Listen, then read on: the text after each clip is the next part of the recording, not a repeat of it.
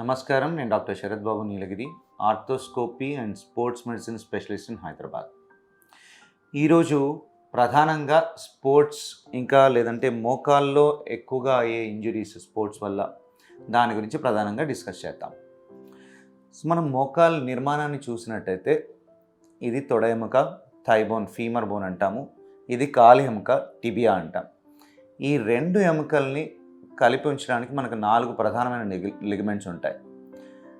ఈ మోకాల్లో 2 బయట వైపు ఉండే లిగమెంట్స్లో ఒకటి లాటరల్ కొలాటరల్ లిగమెంట్ అంటాం, ఇంకొకటి మీడియల్ కొలాటరల్ లిగమెంట్ అంటాం. సో అలాగే ఈ బయట వైపు ఉన్న 2 లిగమెంట్స్ లాగే మనకు లోపల కూడా 2 లిగమెంట్స్ ఉంటాయి. ఈ ముందరుండే లిగమెంట్ని యాంటీరియర్ క్రూషియేట్ లిగమెంట్ అంటాము.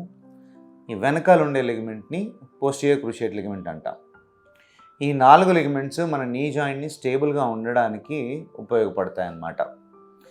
అలాగే ఈ 2 ఎముకల మధ్యలో షాక్ అబ్జార్బర్స్ లాగా సి షేప్లో 2 వైపులా 2 ఎముకల మధ్యలో మెనిస్కస్ అనే స్ట్రక్చర్స్ ఉంటాయి. ఈ మెనిస్కస్ అనేవి మనకి షాక్ అబ్జార్బర్లుగా పనిచేస్తూ నీ జాయింట్ని ప్రొటెక్ట్ చేస్తాయి అన్నమాట. సో ప్రధానంగా ఎప్పుడైతే ఇంజురీ అయినప్పుడు వీటిలలో ఏదైనా ఇంజురీ అవ్వడానికి, టేర్ అవ్వడానికి అవకాశం ఎక్కువగా ఉంటుంది. సో వీటిలో మనం ప్రధానంగా ఎక్కువగా చూసే ఇంజురీ ఏంటంటే anterior cruciate ligament injury are anterior cruciate ligament tear అనేది మనం ప్రధానంగా ఎక్కువ మందిలో 80%లో ఇది మెయిన్గా చూస్తూ ఉంటాం. ఈ టేర్ ఎక్కువగా చూస్తూ ఉంటాం. సో ఈ టేర్ అవడానికి ప్రధాన కారణాలు ఏంటి? సడన్గా ఇది యూజువల్గా ఎక్కువగా అనేది కాంటాక్ట్ స్పోర్ట్స్ ఎవరైతే ఆడుతూ ఉంటారో వాళ్ళలో ఏదైనా ప్లేయర్ టు ప్లేయర్ ఫుట్బాల్ ఆడేటప్పుడు ఇద్దరు ఒకేసారి బాల్ని అటాక్ చేసినప్పుడు సడన్గా ఇంపాక్ట్ వచ్చినప్పుడు అదొక రకంగా ఈ లిగమెంట్ ఇంజురీ అవ్వడానికి అవకాశం ఉంటుంది. కంటిన్యూస్గా రన్ చేస్తూ సడన్ డైరెక్షన్ చేంజ్ అయినప్పుడు కానీ దానివల్ల కూడా ఈ లిగమెంట్ ఇంజురీ అవ్వడానికి అవకాశం ఉంటుంది. ఏదైనా ఈ లిగమెంట్స్ ఇంజురీ అయినప్పుడు ఏమవుతుందంటే పేషెంట్ ఎవరైతే ఇంజర్డ్ పర్సన్కి సడన్గా ఒక పాపప్ సౌండ్, ఏదో తెగినట్టు ఒక సౌండ్ రావడము అండ్ వెంటనే గ్రౌండ్ పైన కూలిపోవడము, తర్వాత కాల్ మూవ్ చేయడానికి డిఫికల్టీ అవ్వడము, సడన్గా వాప్ ఎక్కువగా రావడము, ఈ లక్షణాలు ఉండే అవకాశం ఉంటుందన్నమాట. సో ఎప్పుడైనా ఇంజురీ అయినప్పుడు ఏం చేయాలి అంటే ఫస్ట్ నీ జాయింట్ని ఇమ్మొబిలైజ్ చేయాలి.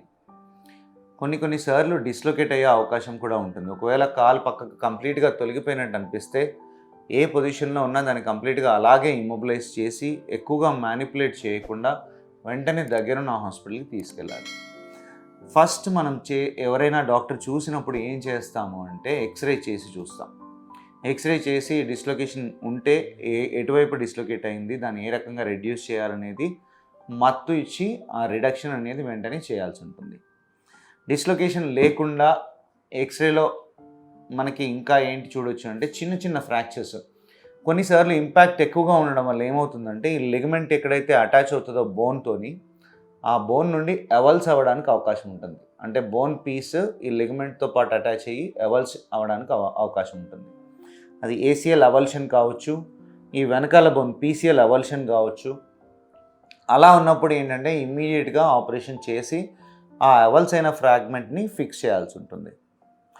సో ఏ అవల్షన్స్ లేవు, ఫ్రాక్చర్స్ లేవు అన్నప్పుడు ఏం చేస్తాము, 2-3 వారాలు ఎవరైతే ఇంజర్డ్ ఉన్నారో వాళ్ళకి కంప్లీట్గా ఇమ్మొబిలైజ్ ఎప్పుడైతే నొప్పి స్వెల్లింగ్ చాలా ఎక్కువగా ఉందో కంప్లీట్గా ఇమ్మొబిలైజ్ చేసేసి వాపు నొప్పి తగ్గిన తర్వాత మనం అసెస్ చేస్తామన్నమాట. ఎందుకంటే వెంటనే ఇంజురీ అయినప్పుడు ఎగ్జామిన్ చేయడానికి ఉండదు. కాలు ముడవడానికి, చాపడానికి చాలా ఎక్కువగా ఇబ్బంది ఉంటుంది.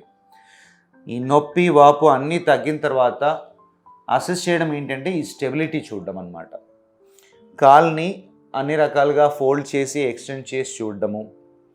ఈ ఫోల్డ్ చేసి ఎక్స్టెండ్ చేసి చూడడంలో మనకేం తెలుస్తుందంటే లోపల మెనిస్కస్లో ఏమన్నా టేర్ ఉందా లేదా, ఇబ్బంది ఉందా లేదా అనేది మనకు అర్థమవుతుంది.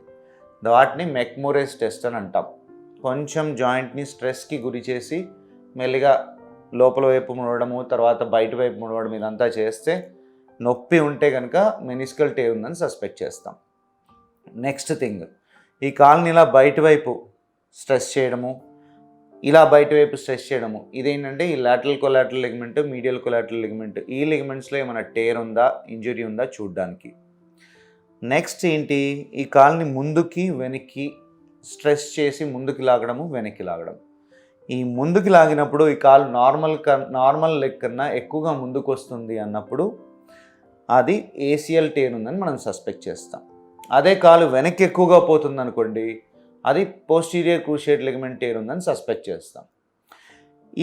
ఈ కాలు అబ్నార్మల్ మొబిలిటీ నార్మల్ కాలు కన్నా ఉన్నప్పుడు మనము నెక్స్ట్ ఏం స్కాన్ చేస్తాం, ఎంఆర్ఐ స్కాన్ చేసి ఆ లిగమెంట్ ఇంజరీ ఉందా అనేది కన్ఫర్మ్ చేసుకుని చూస్తామన్నమాట. సో ఇప్పుడు ఈ నొప్పి వాపు అన్నీ తగ్గిపోయిన తర్వాత నార్మల్గా నడుస్తున్నప్పుడు వీళ్ళకి ఎలా ఉంటుంది, ఒకవేళ టేర్లు ఉన్న పేషెంట్లకైతే నడుస్తున్నప్పుడు ఏంటంటే కొంచెం ఫాస్ట్గా నడవడానికి ప్రయత్నిస్తుంటే కాలు బెనుకుతుందన్నమాట, స్లిప్ అయిపోతుంది, గివింగ్ అవే అంటాం. ఆ స్లిప్ అవ్వడం ఎందుకు అంటే లోపల లిగమెంట్ అనేది టేర్ అవడం వల్ల, కంప్లీట్ టేర్ అవడం వల్ల. సో దాన్ని డయాగ్నోస్ చేయడానికైతే కంపల్సరీ ఎంఆర్ఐ స్కాన్ చేయాల్సి ఉంటుంది. ఇలాంటి ఎగ్జామినేషన్లో మనకి లాక్సిటీ తెలుస్తుంది, ఇంజర్డ్ పర్సన్కి ఇన్స్టెబిలిటీ ఉంది, నొప్పి ఉంది, 3 నుండి 4 వారాల తర్వాత కూడా నొప్పి ఉంది, కాలు ముడుస్తున్నప్పుడు ఎప్పుడైనా కాలు చాపేటప్పుడు లాకింగ్ ఎపిసోడ్స్ అంటాం. ఇవి ఎందుకు వస్తాయంటే ఈ మెనిస్కస్ అనేది చాలా ఎక్స్టెన్సివ్గా టేర్ అయిపోయి 2 ఎముకల మధ్యలో కాలు ముడిచినప్పుడు చాపినప్పుడు అడ్డుపడుతున్నప్పుడు అయితే ఆ లాకింగ్ ఎపిసోడ్స్ అనేవి వస్తాయి. సో ఇవన్నీ మనకి ఎంఆర్ఐలో తెలుస్తుందన్నమాట. సో ఎంఆర్ఐలో నిర్ధారణ చేసుకుని ఏ లిగమెంట్ ఇంజురీ అయిందో దానికి మనం ట్రీట్ చేయాల్సి ఉంటుంది. ఈ లిగమెంట్స్ ఇంజురీస్లో మోస్ట్ కామన్గా మనం చూసేదైతే యాంటీరియర్ క్రూషియేట్ లిగమెంట్ ఇంజురీ. ఈ యాంటీరియర్ క్రూషియేట్ లిగమెంట్ ఇంజురీ కానీ, పోస్టీరియర్ క్రూషియేట్ లిగమెంట్ ఇంజురీ కానీ, లేకపోతే మెనిస్కస్ ఇంజురీస్, వీటినన్నిటినీ మనము ఆర్థోస్కోపీ సర్జరీ అనే చిన్న కీహోల్ సర్జరీ ద్వారా మనం అడ్రస్ చేయవచ్చు. ఈ ఆర్థోస్కోపీ సర్జరీ ఏంటి అంటే మోకాల్లో జాయింట్ లోపల బయట వైపు ఒక చిన్న హోల్ చేసి అక్కడ నుండి కెమెరా పాస్ చేసి జాయింట్ని మనమంతా పెద్ద స్క్రీన్లో చూసి ఇంకొక చిన్న హోల్ చేసి దాని నుండి ఇన్స్ట్రుమెంట్స్ ఇవన్నీ పాస్ చేసి మెనిస్కస్ రిపేర్ కానీ, ఏసీఎల్ రీకన్స్ట్రక్షన్, పీసీఎల్ రీకన్స్ట్రక్షన్ ఇవన్నీ సర్జరీలు చేస్తామన్నమాట. సో ఆపరేషన్ ఎందుకు అవసరం?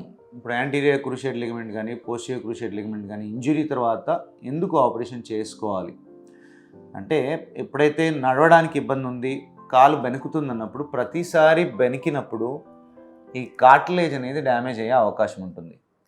ఈ మృదులాస్థిలో ఎప్పుడైతే డ్యామేజ్ ఎక్కువ అవుతూ ఉంటుందో అరుగుదల రావడానికి అవకాశం ఎక్కువగా ఉంటుంది. సో యంగ్ ఏజ్లో ఉన్నవాళ్ళు ఈ లిగమెంట్స్ లేకుండా అలాగే మేనేజ్ చేస్తుంటే, అంటే వీళ్ళకి ఏంటంటే ఎప్పుడో ఒకసారి ఆడడానికి వెళ్ళినప్పుడు కాలు స్లిప్ అవుతుంది, మళ్ళీ 2-3 రోజులు రెస్ట్ తీసుకుంటే వాళ్ళకంతా నార్మల్గా ఉన్నట్టు అనిపిస్తుంది. కానీ ప్రతిసారి స్లిప్ అయినప్పుడు లోపల ఉన్న కార్టిలేజ్ డ్యామేజ్ అవుతుంది, మెనిస్కస్లో ఇంజురీ పెరుగుతూ ఉంటుంది. ఇవన్నీ అవాయిడ్ చేయడానికి, ఈ ఆర్థరైటిస్ అనేది ఎర్లీ ఏజ్లో రాకుండా ఉండడానికి మనం డెఫినెట్గా సర్జరీ చేసుకోవాలి. ఈ సర్జరీ అనేది చాలా సింపుల్ ప్రొసీజర్. ఆర్థోస్కోపీ అనేది కీహోల్ ప్రొసీజర్, పెద్దగా ఓపెనింగ్ ఏం లేకుండా చిన్న కీహోల్స్ త్రూ మనం ఈ ఆపరేషన్ అంతా చేయొచ్చు. ఈ లిగమెంట్స్ అనేది కూడా ఏదైతే లిగమెంట్ కంప్లీట్గా టేర్ అయిపోయిందో వాటిని కంప్లీట్గా క్లీన్ చేసేసి పర్సన్ బాడీలోంచే మోకాలు పక్క నుండి వేరే లిగమెంట్స్ని తీసుకుని హ్యామ్స్ట్రింగ్స్ అంటాం, హ్యామ్స్ట్రింగ్ టెండాన్స్ని తీసుకుని ఏసీఎల్ టేర్ అయిన దగ్గర కానీ, పీసీఎల్ కానీ, ఏసీఎల్ కానీ వాటి హ్యామ్స్ట్రింగ్ సహాయంతో రీకన్స్ట్రక్ట్ చేయాల్సిన అవసరం ఉంటుంది. సో ఏదైనా కానీ స్పోర్ట్స్ ఇంజురీ అవ్వగానే ఫస్ట్ ప్రికాషన్స్, ఫస్ట్ ఎయిడ్ ఇమ్మీడియట్గా ఇమ్మొబిలైజ్ చేసుకుని దగ్గరున్న హాస్పిటల్కి వెళ్ళి ఎక్స్రే చేసుకుని దానికి తగ్గట్టుగా చిన్న స్ప్రెయిన్స్ అయితే కనుక 2 వారాలు రెస్ట్ తీసుకుంటే కంప్లీట్గా తగ్గిపోతుంది. తర్వాత ఎక్సర్సైజెస్, ఫిజియోథెరపీ రెగ్యులర్గా చేసుకుని స్ట్రెంథనింగ్ బాగా చేసుకుంటే మళ్ళీ ఇంజురీ అవ్వకుండా ఉంటారు.